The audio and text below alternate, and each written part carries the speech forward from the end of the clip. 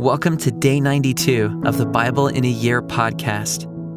Our reading today is 2 Samuel chapter 3, verse 1 through chapter 6, verse 11. We hope you enjoy today's reading. There was a long war between the house of Saul and the house of David. And David grew stronger and stronger, while the house of Saul became weaker and weaker. And sons were born to David at Hebron. His firstborn was Amnon of Ahinoam of Jezreel, and his second, Chileab of Abigail, the widow of Nabal of Carmel, and the third, Absalom, the son of Maacah, the daughter of Talmai, king of Geshur, and the fourth, Adonijah, the son of Haggith, and the fifth, Shephatiah, the son of Abital, and the sixth, Ithream of Eglah, David's wife. These were born to David in Hebron. While there was war between the house of Saul and the house of David, Abner was making himself strong in the house of Saul. Now Saul had a concubine whose name was Rizpah, the daughter of Aiah. And Ishbosheth said to Abner, "Why have you gone into my father's concubine?" Then Abner was very angry over the words of Ishbosheth and said, "Am I a dog's head of Judah? To this day I keep showing steadfast love to the house of Saul your father, to his brothers, and to his friends, and have not given you into the hand of David. And yet you charge me today with a fault concerning a woman. God do so to Abner and more also, if I do not accomplish for David what the Lord has sworn to him, to transfer the kingdom from the house of Saul and set up the throne of David over Israel and over Judah, from Dan to Beersheba." And Ishbosheth could not answer Abner another word, because he feared him. And Abner sent messengers to David on his behalf, saying, "To whom does the land belong? Make your covenant with me, and behold, my hand shall be with you, to bring over all Israel to you." And he said, "Good, I will make a covenant with you. But one thing I require of you, that is, you shall not see my face unless you first bring Michal, Saul's daughter, when you come to see my face." Then David sent messengers to Ishbosheth, Saul's son, saying, "Give me my wife Michal, for whom I paid the bridal price of 100 foreskins of the Philistines." And Ishbosheth sent and took her from her husband Paltiel, the son of Laish. But her husband went with her, weeping after her all the way to Bahurim. Then Abner said to him, "Go, return." And he returned. And Abner conferred with the elders of Israel, saying, "For some time past you have been seeking David as king over you. Now then, bring it about, for the Lord has promised David, saying, 'By the hand of my servant David, I will save my people Israel from the hand of the Philistines, and from the hand of all their enemies.'" Abner also spoke to Benjamin. And then Abner went to tell David at Hebron all that Israel and the whole house of Benjamin thought good to do. When Abner came with 20 men to David at Hebron, David made a feast for Abner and the men who were with him. And Abner said to David, "I will arise and go, and will gather all Israel to my lord the king, that they may make a covenant with you, and that you may reign over all that your heart desires." So David sent Abner away, and he went in peace. Just then, the servants of David arrived with Joab from a raid, bringing much spoil with them. But Abner was not with David at Hebron, for he had sent him away, and he had gone in peace. When Joab and all the army that was with him came, it was told Joab, "Abner, the son of Ner, came to the king, and he has let him go, and he has gone in peace." Then Joab went to the king and said, "What have you done? Behold, Abner came to you. Why is it that you have sent him away, so that he is gone? You know that Abner the son of Ner came to deceive you, and to know your going out and your coming in.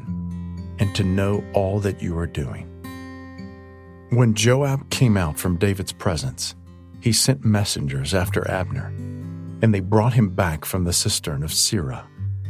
But David did not know about it. And when Abner returned to Hebron, Joab took him aside into the midst of the gate to speak with him privately. And there he struck him in the stomach, so that he died, for the blood of Asahel, his brother. Afterward, when David heard of it, he said, "I and my kingdom are forever guiltless before the Lord for the blood of Abner the son of Ner. May it fall upon the head of Joab and upon all his father's house. And may the house of Joab never be without one who has a discharge, or who is leprous, or who holds a spindle, or who falls by the sword, or who lacks bread." So Joab and Abishai, his brother, killed Abner, because he had put their brother Asahel to death in the battle at Gibeon. Then David said to Joab and to all the people who were with him, "Tear your clothes and put on sackcloth and mourn before Abner." And King David followed the bier. They buried Abner at Hebron, and the king lifted up his voice and wept at the grave of Abner. And all the people wept. And the king lamented for Abner, saying, "Should Abner die as a fool dies? Your hands were not bound, your feet were not fettered. As one falls before the wicked, you have fallen." And all the people wept again over him. Then all the people came to persuade David to eat bread while it was yet day. But David swore, saying, "God do so to me and more also, if I taste bread or anything else, till the sun goes down." And all the people took notice of it, and it pleased them, as everything that the king did pleased all the people. So all the people and all Israel understood that day that it had not been the king's will to put to death Abner the son of Ner. And the king said to his servants, "Do you not know that a prince and a great man has fallen this day in Israel? And I was gentle today, though anointed king. These men, the sons of Zeruiah, are more severe than I. The Lord repay the evildoer according to his wickedness." When Ishbosheth, Saul's son, heard that Abner had died at Hebron, his courage failed, and all Israel was dismayed. Now Saul's son had 2 men who were captains of raiding bands. The name of the one was Baanah, and the name of the other Rechab, sons of Rimmon, a man of Benjamin, from Beeroth. For Beeroth also is counted part of Benjamin. The Beerothites fled to Gideon and have been sojourners there to this day. Jonathan the son of Saul had a son who was crippled in his feet. He was 5 years old when the news about Saul and Jonathan came from Jezreel, and his nurse took him up and fled. And as she fled in her haste, he fell and became lame, and his name was Mephibosheth. Now the sons of Rimmon, the Beerothite, Rechab, and Baanah set out, and about the heat of the day, they came to the house of Ishbosheth, as he was taking his noonday rest. And they came into the midst of the house as if to get wheat, and they stabbed him in the stomach. Then Rechab and Baanah, his brother, escaped. When they came into the house, as he lay on his bed in his bedroom, they struck him and put him to death and beheaded him. They took his head and went by the way of the Arabah all night, and brought the head of Ishbosheth to David at Hebron. And they said to the king, "Here is the head of Ishbosheth, the son of Saul, your enemy, who sought your life. The Lord has avenged my lord the king this day on Saul and on his offspring." But David answered Rechab and Baanah, his brother, the sons of Rimmon, the Beerothite, "As the Lord lives, who has redeemed my life out of every adversity. When one told me, 'Behold, Saul is dead,' and thought he was bringing good news, I seized him and killed him at Ziklag. which was the reward I gave him for his news. How much more, when wicked men have killed a righteous man in his own house on his bed, shall I not now require his blood at your hand and destroy you from the earth? And David commanded his young men, and they killed them and cut off their hands and feet, and hanged them beside the pool at Hebron. But they took the head of Ishbosheth and buried it in the tomb of Abner at Hebron. Then all the tribes of Israel came to David at Hebron and said, Behold, we are your bone and flesh. In times past, when Saul was king over us, it was you who led out and brought in Israel. And the Lord said to you, You shall be shepherd of my people Israel, and you shall be prince over Israel. So all the elders of Israel came to the king at Hebron, and King David made a covenant with them at Hebron before the Lord, and they anointed David king over Israel. David was 30 years old when he began to reign, and he reigned 40 years. At Hebron he reigned over Judah 7 years and 6 months, and at Jerusalem he reigned over all Israel and Judah 33 years. And the king and his men went to Jerusalem against the Jebusites, the inhabitants of the land, who said to David, You will not come in here, but the blind and the lame will ward you off, thinking, David cannot come in here. Nevertheless, David took the stronghold of Zion, that is the city of David. And David said on that day, Whoever would strike the Jebusites, let him get up the water shaft to attack the lame and the blind, who are hated by David's soul. Therefore it is said, The blind and the lame shall not come into the house. And David lived in the stronghold, and called it the city of David. And David built the city all around from the Millo inward. And David became greater and greater, for the Lord, the God of hosts, was with him.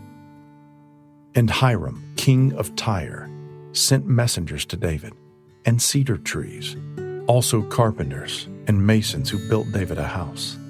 And David knew that the Lord had established him king over Israel, and that he had exalted his kingdom for the sake of his people Israel. And David took more concubines and wives from Jerusalem after he came from Hebron, and more sons and daughters were born to David. And these are the names of those who were born to him in Jerusalem: Shemuiah, Shobab, Nathan, Solomon, Ibhar, Elishua, Nepheg, Japhiah, Elishama, Eliada, and Eliphalet. When the Philistines heard that David had been anointed king over Israel, all the Philistines went up to search for David. But David heard of it and went down to the stronghold. Now the Philistines had come and spread out in the valley of Rephaim. And David inquired of the Lord, Shall I go up against the Philistines? Will you give them into my hand? And the Lord said to David, Go up, for I will certainly give the Philistines into your hand. And David came to Baal Perazim, and David defeated them there.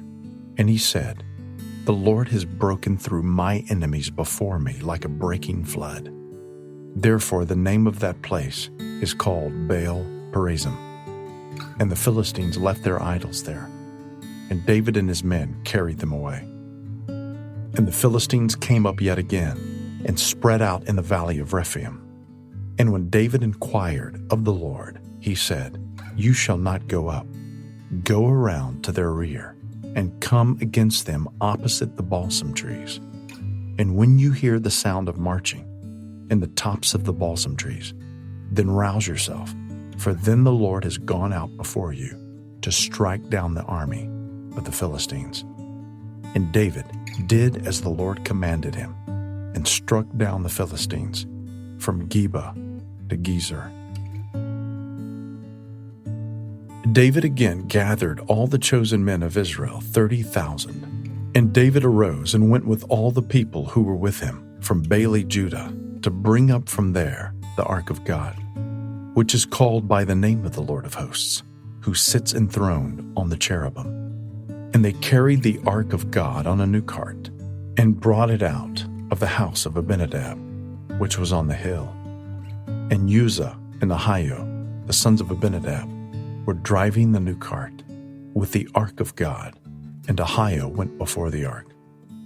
And David and all the house of Israel were celebrating before the Lord with songs and lyres and harps and tambourines and castanets and cymbals.